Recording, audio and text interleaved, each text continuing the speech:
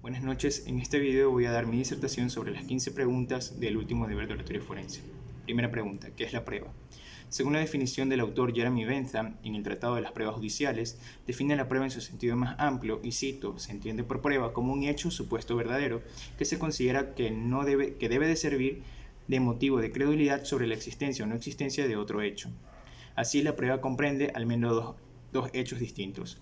El uno, que lo podemos denominar como el hecho principal, y el otro, que sería el hecho probatorio, al que se emplea para probar el sí o el no de la existencia del hecho principal. ¿Qué es un medio de prueba? Los medios de prueba son instrumentos o elementos utilizados por las partes y el juez para obtener la prueba. Por estos medios, el juez conoce el hecho fuente y de este deduce el hecho que se va a probar. Son vehículos de la prueba que suministran al juez las razones y motivos para considerar la certeza de los hechos y son modos aceptados en cada ley procesal. Número 3. ¿Cuáles son los medios de prueba en el Ecuador? Los medios de prueba en el Ecuador, según el artículo 498 del COIP, son el documento, que es el tipo de soporte con que se prueba o acredita una cosa como un título o un contrato. El testimonio, que es la declaración de la persona procesada, la víctima y de otras personas que han presenciado el hecho o conocen sobre las circunstancias. La pericia, que es aquella capacidad, habilidad, experiencia o conocimiento que un individuo ostenta en relación a una ciencia o disciplina. El número 4. Según el principio de exclusión de la prueba, ¿qué sucede con las partes informativas, noticias del delito, versiones, informes periciales y cualquier otra declaración previa a la audiencia de juicio? Según el artículo 454, numeral 6, las partes informativas, noticias del delito, versiones de los testigos, informes periciales y cualquier otra declaración previa se podrán utilizar en el juicio con la única finalidad de recordar y destacar contradicciones, siempre bajo la prevención de que no sustituyan al testimonio. En ningún caso serán admitidos como prueba. Numeral 5. ¿En qué consiste la no liberación de la prueba por parte del fiscal? Según el artículo 509, determina: si la persona investigada o procesada al rendir su versión o testimonio se declara autora de la infracción, la o el fiscal no quedará liberado de practicar los actos procesales de prueba tendientes a demostrar la existencia del delito y la responsabilidad del procesado. Número 6. ¿Qué diligencias probatorias constituyen una excepción al principio de publicidad de la prueba? Pues las diligencias respecto a los secretos de Estado, al orden público o asuntos de menores. Conforme al artículo 562 del COIP, también manifiesta que son reservadas las audiencias sobre delitos contra la integridad sexual, reproductiva, violencia contra la mujer o miembros del núcleo familiar y contra la estructura del Estado constitucional. Número 7. ¿Se puede obligar al procesado a rendir testimonio dentro de un proceso penal? Conforme al artículo 507, numeral 2 del COIP, no se puede obligar al procesado a rendir testimonio. Numeral 8. Se puede obligar a terceros a comparecer a rendir testimonio dentro de un proceso penal. Conforme al artículo 503, numeral 1, los terceros que no sean sujetos ni partes del proceso y que conozcan de una infracción serán obligados a comparecer personalmente a rendir su testimonio. Se podrá hacer uso de la fuerza pública, es decir, sí pueden ser obligados. Numeral 9. ¿Qué pasaría si dentro de una investigación previa o instrucción el fiscal omite comunicar al investigado que tiene la posibilidad de guardar silencio antes de declarar su versión? Infringe el principio de oportunidad que se encuentra dentro del numeral 13 del artículo 444 y según nuestro ordenamiento jurídico se le puede iniciar una acción en contra del fiscal.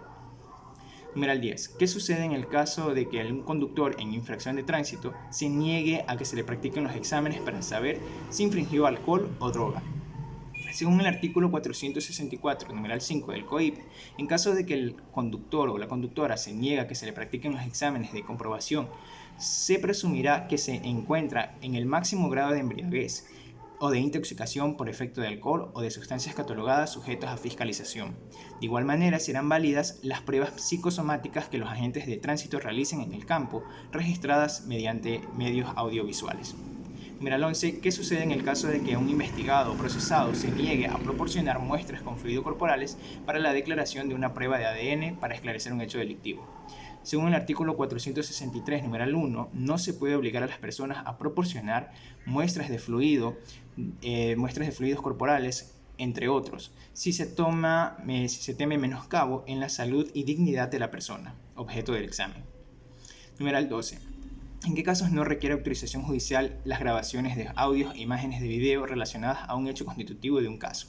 Según el artículo 471 del COIP, registradas de modo las que hayan sido registradas de modo espontáneo al momento mismo de su ejecución, por los medios de comunicación social, por las cámaras de vigilancia o seguridad o por cualquier otro medio tecnológico, por particulares en lugares públicos y de libre circulación, o en los casos en que se divulguen grabaciones de audio o videos obtenidas por uno de los intervenientes, en cuyo caso se requerirá de la prevención de la integridad del registro de datos para que la grabación tenga valor probatorio.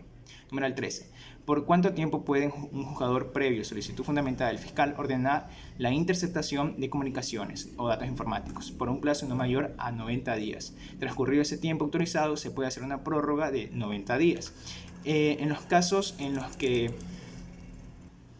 de delincuencia organizada y sus delitos relacionados, la intercepción podrá realizarse hasta un plazo de 6 meses y se podrá solicitar inmotivadamente por una sola vez una prórroga del mismo plazo.